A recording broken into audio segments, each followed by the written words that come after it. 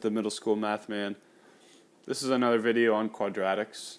This video is going to be specifically talking about, you can call it rearranging formulas, or these are some of the literal equations we looked at in the equations unit.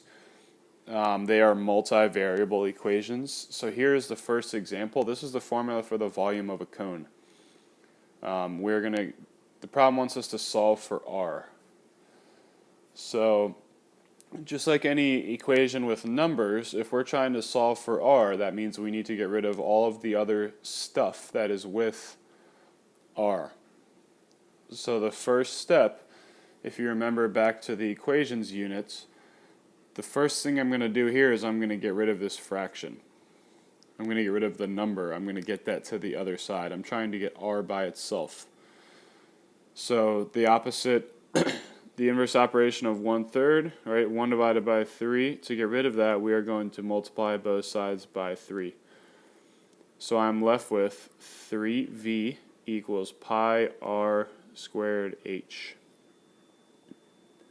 So I'm trying to get r squared by itself. This is all multiplication. Pi times r squared times h. So the opposite of multiplication is division. Now I can just go ahead and divide both sides by pi h. I'm trying to get r by itself. So when I do that, right, those cancel on the right side. I'm left with 3v over pi h. And the only thing left on the right side is the r squared. I'm going to move this up top so it doesn't get cut off in the video. Whoops, 3v over pi h equals r squared. Now obviously this looks a lot different than like what we have with numbers, because with numbers we could actually do the operation and divide. This looks a little bit different because we don't know what 3v divided by pi h is. So one more step, right? We're trying to get r by itself. So the opposite of squaring something is taking the square root. Now we can't just take the square root of the 3, for example, right? That's not how it works. We have to take the square root of everything. So on the right side, we finally have r by itself, and then the final answer is just what we have over here on the left. So the square root of 3v divided by pi h is r. So we have that solved for r, so that would be the final answer.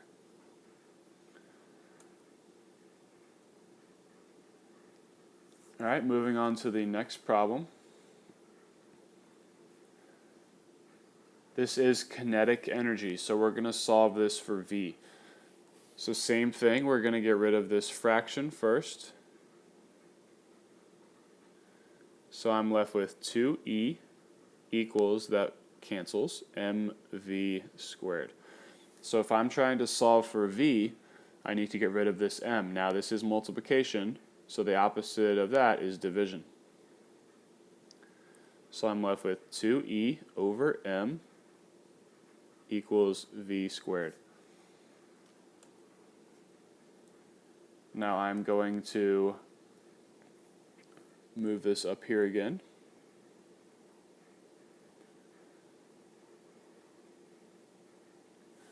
And then finally, the last step, we want to get v by itself. We want to get rid of the squared. So to do that, we are going to take the square root. So v is by itself. And then what's left on the left side is 2e over m. So the square root of 2e over m equals v. So we just rearranged that equation. We could use this formula to solve for v. One more problem. I just made this problem up. So we're going to solve for pi.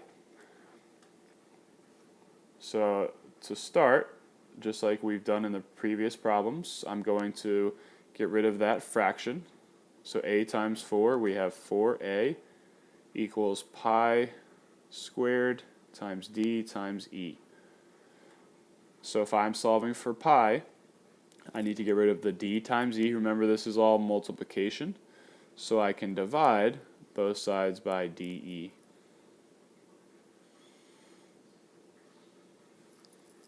So I'm left with 4a over dE equals pi squared.